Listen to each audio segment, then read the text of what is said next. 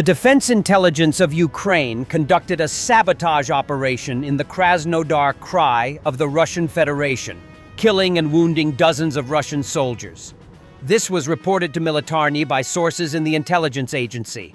In the morning, on August 8th, 2 explosions occurred near the checkpoint of the military unit of the 90th Anti-Aircraft Missile Brigade, located in the village of Afipsky, Krasnodar Krai. According to intelligence, at least 12 servicemen of the Russian armed forces were killed, and dozens of invaders were wounded as a result of the sabotage. It is also reported that unnamed equipment had been destroyed. Local telegram channels reported explosions around 11:00 a.m., calling the preliminary version an explosion of the car's gas cylinder equipment. Sources in the DIU note that information about the explosion due to a technical malfunction is being spread to conceal the fact of sabotage on the territory of the military unit. At the same time, the FSB is trying to remove references to the incident in the media and social networks. According to intelligence, the soldiers of the 90th Anti-Aircraft Missile Brigade are involved in armed aggression against Ukraine in the Kherson and Zaporizhzhia sectors. According to open sources, the military unit is armed with Buk M2 air defense systems. The Defense Intelligence of Ukraine recently conducted another successful sabotage, blowing up a minibus with 5 invaders on the outskirts of occupied Melitopol. The DIU reported that the minibus had belonged to the fighters of the Akhmat Special Forces, which was led by Chechen leader Ramzan Kadyrov. As a result of the detonation, all 5 passengers were killed. The explosion also wounded 2 invaders who were in a neighboring car and destroyed a mobile electronic warfare complex, the DIU said.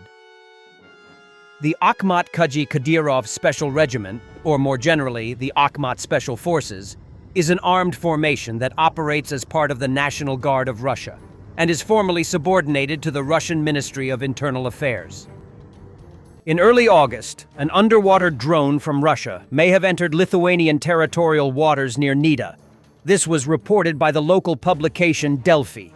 According to eyewitnesses, a Lithuanian patrol boat was chasing the object. The behavior of the border guards looked unusual, as this part of the Curonian Lagoon is not usually patrolled.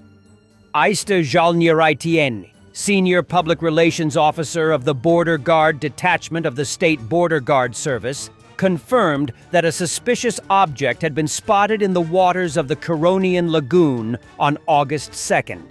The Lithuanian Criminal Police Bureau is currently investigating the circumstances of the incident.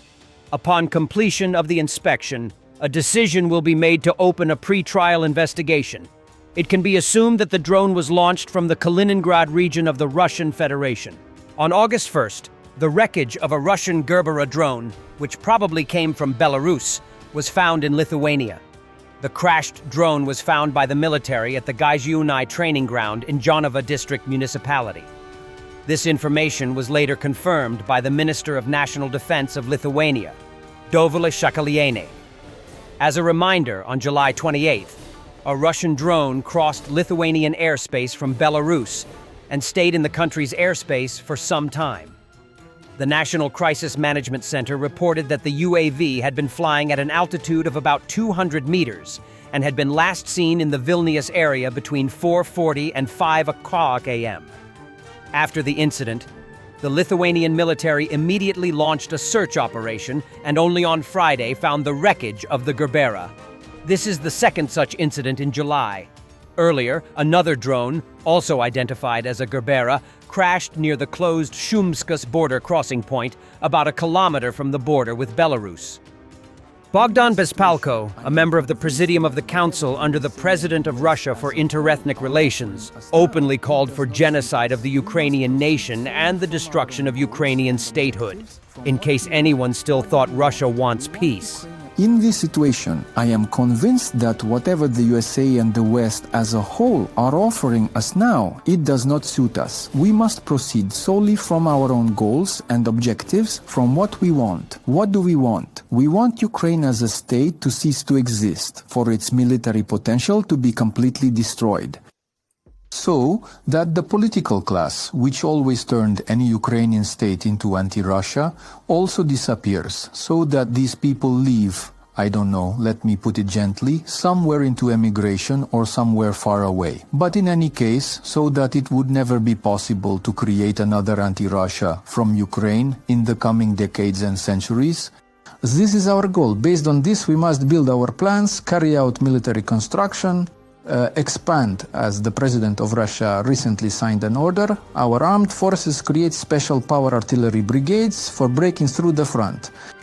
And if there is an opportunity to strike, strike. If there is an opportunity to destroy military potential, destroy it. Let them be a little afraid of us. They have relaxed there playing football in Europe. They no longer consider Russia a threat in any way, even though they constantly shout about it. In reality, neither Finland nor Germany nor Italy, no one believes that Russia is capable of delivering, for example, a nuclear strike. The Americans, in principle, allow for this possibility.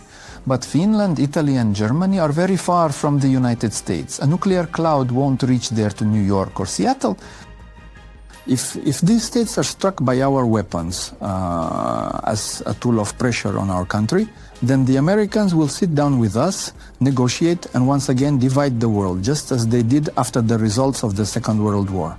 As a result of the Tehran-Yalta-Potsdam conference, such a unified, if you can say so, The head of Pre-Trial Detention Center Number 2 in Russia's Taganrog personally ordered the systematic torture and psychological pressure against Ukrainian journalist Viktoria Roshchina, who died in Russian captivity, according to statements by the Office of the Prosecutor General and the National Police of Ukraine.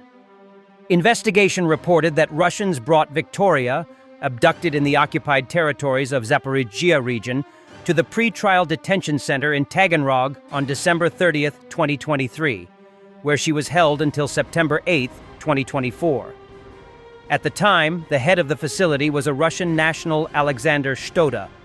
While held in the detention center, Viktoria Roshchina was subjected to systematic torture, beatings, humiliation, threats, severe restrictions on access to medical care, drinking water, and food, as well as physical punishment and psychological pressure aimed at forcing her to cooperate with the facility's administration. The suspect was fully aware that the journalist was a civilian, had not taken part in the armed conflict, and had the status guaranteed to her under international humanitarian law, yet he deliberately violated the provisions of the Geneva Convention and other international treaties, the Office of the Prosecutor General emphasized. In October 2024, Victoria's father received a letter from the Russian Ministry of Defense, claiming that she had died in Russian captivity on September 19th. In February 2025, Victoria's body was returned to Ukraine, missing several internal organs, her eyeballs, brain, part of her larynx, and with the hyoid bone broken. A representative of the Office of the Prosecutor General of Ukraine reported signs of brutal torture, hemorrhages, bleeding all over her body, a broken rib, and traces of electric shocks applied to her feet. For this crime, the detention center chief faces up to 12 years in prison. According to the National Police, the suspect has already left his position as head of the facility. It is also reported that the investigation is ongoing and that efforts are underway to identify all those involved in crimes against Viktoria Roshchina. Thanks for watching, and don't forget to subscribe. Also, if you want to support Warthog Defense, please become our member and get early access to new videos, exclusive members-only videos, and become administrator in comment section. The membership link is in the description. Every day. We had a guy last week, it's 6 rescues in 6 days. You know, he's doing the job every day.